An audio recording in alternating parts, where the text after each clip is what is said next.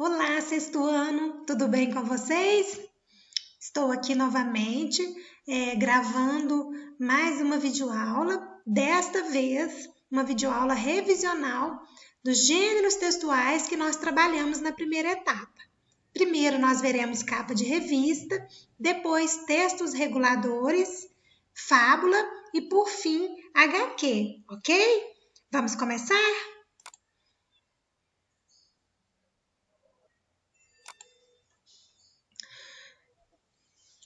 O primeiro gênero que nós trabalhamos foi o gênero capa de revista.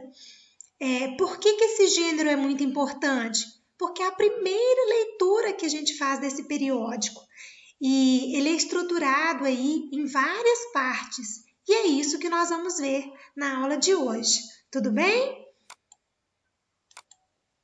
Vamos lá. Quais as partes principais de uma capa de revista? A primeira que nós vimos aqui é o título do periódico. Ele vem sempre em letras maiores, em destaque na parte superior da revista. Outra característica relevante é a manchete principal. Ela vem sempre centralizada, com letras maiores, com destaque, com bastante ênfase aí, para que o leitor perceba. Outra coisa também relevante é a imagem principal. Nesse contexto aqui, a imagem principal, olha, ela é toda a extensão da capa de revista. Então, ela é a imagem de fundo da capa todinha. E nós temos também as outras matérias que nós chamamos de manchetes secundárias, que vem aqui, nesse contexto aqui, está no canto esquerdo, mas ela pode aparecer aqui na parte superior, ou então na parte inferior, ou aqui do lado direito também. Isso não tem uma ordem para que ela apareça. Ela só não tem destaque como a manchete principal, ok? Outras partes também que aparecem.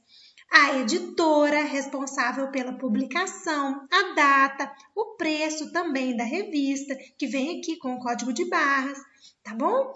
E através da capa de revista, a gente pode identificar também a temática. Neste contexto aqui, a revista trabalha mais com temas familiares.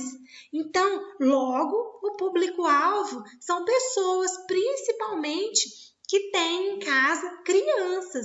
Mas pode atrair a atenção de um outro tipo de leitor? Pode também, mas o público assim mais relevante deste periódico é esse, ok? Vamos dar continuidade.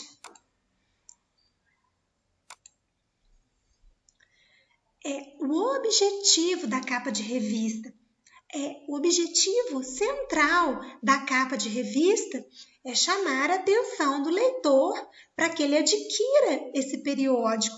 Por isso, então, ele utiliza aí vários recursos, títulos interessantes, imagem que chama a atenção do leitor, cores, chamadas que despertem a curiosidade, composição atrativa de fontes. Aí a gente vê cores, tamanhos, formatos diferentes e imagem. Observe esta capa.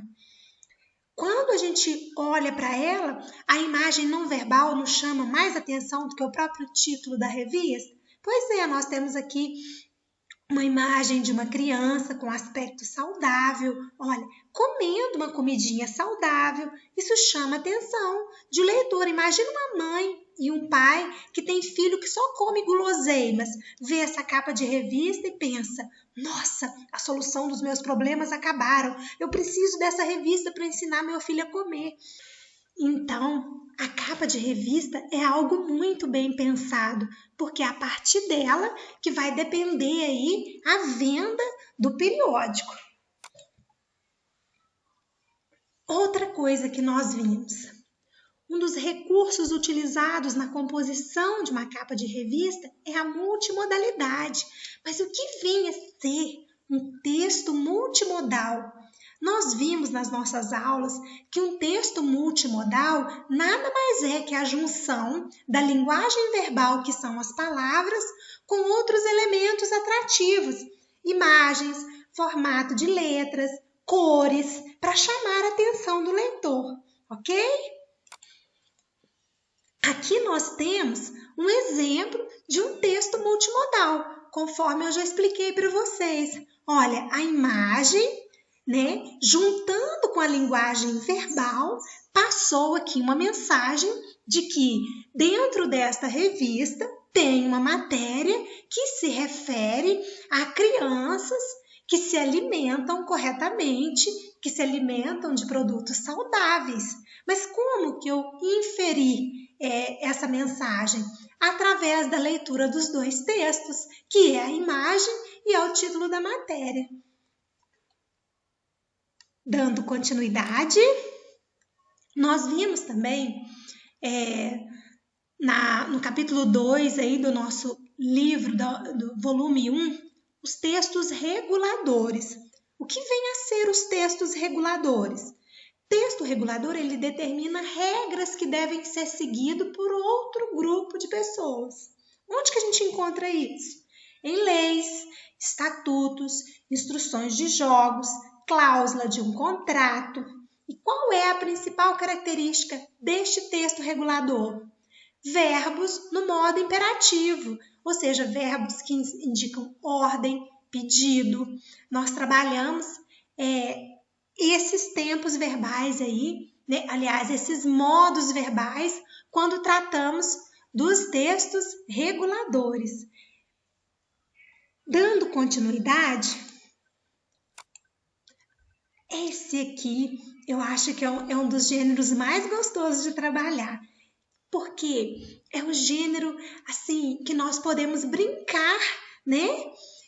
Com aquelas ideias que a gente tinha quando nós éramos ainda bem pequenininhos, que a gente acabava conversando com os bichinhos, com os nossos bonequinhos, com os nossos brinquedos. E a fábula é meio que esse mundo infantilizado. Então é muito gostoso de trabalhar. Mas nós vamos verificar aqui as características desse gênero. Quais são as características? Texto curto, que pode ser tanto em verso quanto em prosa. Transmite uma lição de moral. Em geral, as fábulas criticam algum aspecto do comportamento humano ou exaltam uma virtude. A moral pode ser explícita, igual vocês trabalharam lá na fábula de vocês, colocar lá no final assim, moral da história, e colocou lá a moral da história. Ou então, ela vem aí subentendida, de modo que o leitor possa descobri-la.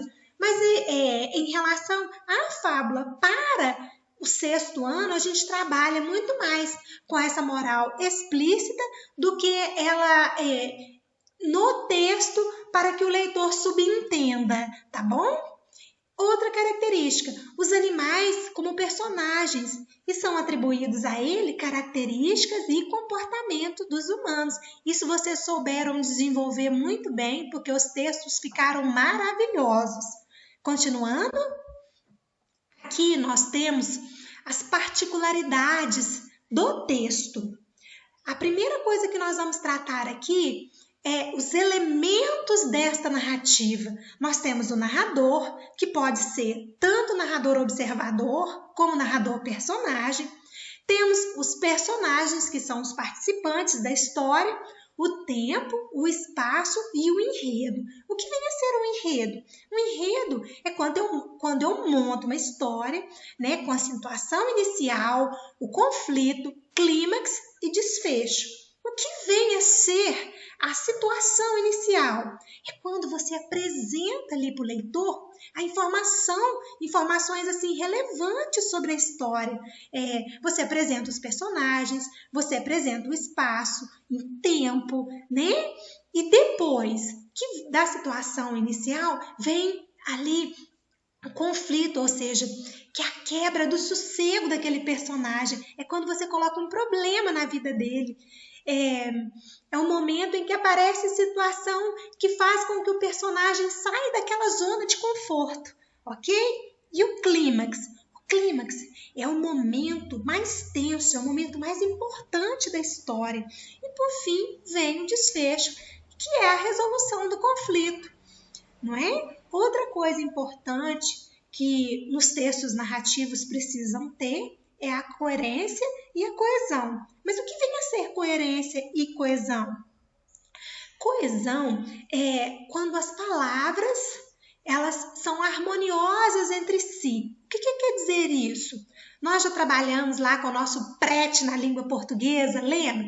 Palavras repetidas empobrecem o texto.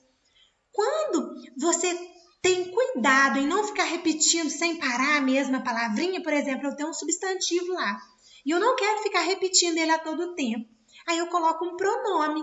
Se eu tenho a frase, o gato é legal, o gato é meu amigo, e eu escrevo, o gato é legal, ele é meu amigo, quando você colocou o pronome pessoal do caso reto no lugar de gato, você está estabelecendo no seu texto a coesão textual. Até a não repetição de termos é uma coesão textual. E a coerência? A coerência está no campo da lógica. Se você fala assim para mim, professora, eu já terminei o meu trabalho, só não vou enviá-lo porque preciso fazer o final. Isso tem coerência? Se você já terminou o seu trabalho, você já pode me enviar. Aí você justifica que não vai enviar porque tem que terminar? Você acabou de falar que já terminou, então isso é falta de coerência. Entendeu como é que é? É isso, então o texto precisa disso, por isso que eu não gosto de palavras repetidas, por isso que as ideias não podem estar desconectas, tá bom? Isso faz parte da característica de um bom texto. E a fábula, é óbvio, ela possui essa característica. Ok? Continuando. Agora nós vamos tratar aqui das HQs, que nós trabalhamos também de uma forma bem legal, bem lúdica. Vocês construíram a HQ de vocês, transformaram aí o livro Rosa e Minha Irmã Rosa num HQ, foi muito legal. E as HQs, assim como a fábula, ela trabalha também, né, com esse enredo, situação inicial, conflito, clímax e desfecho, ok? No livro de vocês, no volume 2, na página 17, nós temos aí um exemplo de uma tirinha que possui situação inicial, conflito, clímax e desfecho. Está lá na página 17, que a situação inicial, que o Cebolinha está todo tranquilo. Qual é o conflito? A Mônica aparece na frente dele. Qual é o clímax? A Mônica dá uma coelhada nele. E o desfecho? Tadinho, ele fica tristinho sentadinho lá. Acho que foi tarefa para vocês a semana passada, essa partezinha aí, tá? Mas tem tirinhas que já começam no conflito, exatamente porque não tem muitos quadrinhos. Agora, na HQ normal, naquela historinha maior, sempre vai haver situação inicial, conflito, clímax e desfecho, ok? O que mais que nós vimos? A função dos balõezinhos. Como os balõezinhos são importantes na HQ, porque, primeiro, ele aí mostra pra gente a ordem de leitura daquela história, porque pela altura do balãozinho, você consegue identificar como que vai ser a sua ordem de leitura. E outra coisa muito relevante, ele mostra, de certa forma, como que é o tom de voz que o personagem está usando. Se ele está cochichando, o balão é de um jeito, se ele está gritando, o balão é de outro. E outra coisa importante também que a HQ mostra pra gente é que aquela parte do narrador, por exemplo, na fábula em que o narrador fala, ele mostra para o leitor o cenário, ele vai narrando, esta parte na HQ é feita pela imagem. Lembra quando vocês transformaram a HQ num texto narrativo, que vocês tiveram que narrar para o leitor onde eles estavam, quando eles estavam, como eles estavam, não foi isso? Naquela narração que vocês fizeram lá do ratinho e do gato, vocês não tiveram que contar para o leitor onde que estava o ratinho, o que ele estava fazendo, o que ele estava segurando. Então, esta parte na HQ, ela é exclusivamente uma linguagem não verbal. O que mais que tem de característica na HQ para que o leitor interprete que nós trabalhamos? As linhas cinéticas, que indica ali que o leitor está movimentando. Nós vimos numa live outro dia, que nós estávamos fazendo o nosso preparatório aí para o nosso trabalhinho de redação, está também aí no Positivo On. Procure os slides dessa live que vocês vão encontrar, ok? Essa característica aí que eu acabei de falar com vocês. O que mais? Onde nós encontramos esse tipo de texto? Puxa, as HQs são encontradas em jornais, em revistas, em livros didáticos, na internet, na prova de português da professora, na prova de redação e até em provas aí de outras matérias, geografia, história. Então é um gênero muito usado, tá bom? Então é isso, meus amores. Por hoje é só. Eu espero que vocês tenham aí relembrado os conceitos que nós trabalhamos em sala de aula. Fiquem com Deus, estudem, não deixem acumular para a última hora, tá bom? Boa sorte, um beijão e até o nosso próximo encontro.